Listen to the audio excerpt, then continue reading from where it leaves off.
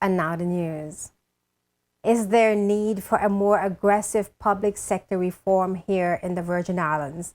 That topic was brought into the spotlight during a recent edition of JTV's Big Story hosted by Sean Rose, featuring two former public servants, the managing director of Smith Associates, Inc., Shana Smith, and Chief of Ideas at Barnes PR, Saskia Barnes.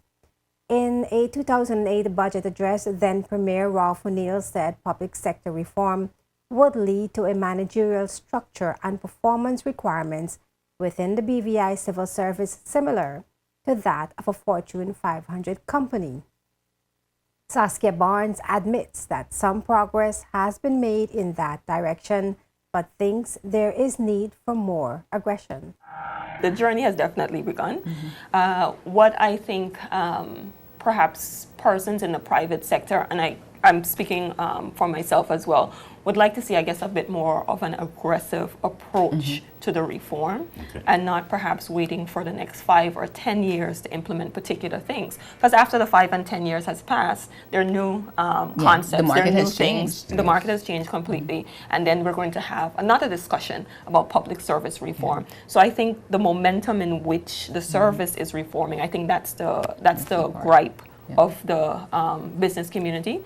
After we deal with the people, we have to look at our The processes process. and say, well, okay, if we need to turn around an application within 7 days, that is the benchmark. Yes. Because we know we can't do it if people are doing what they're supposed to do along the chain, right?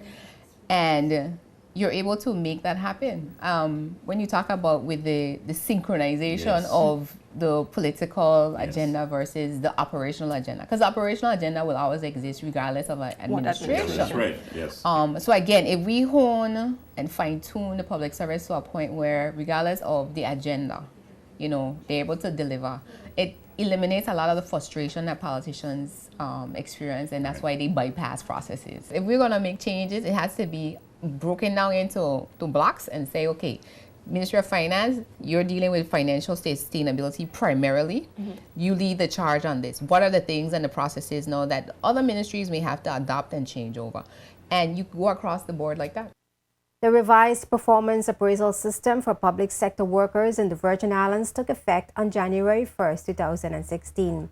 Deputy Governor V. Inez Archibald has stated that there is need for improved government planning, policy reform, capacity building, internal and external communications to further modernize the public service.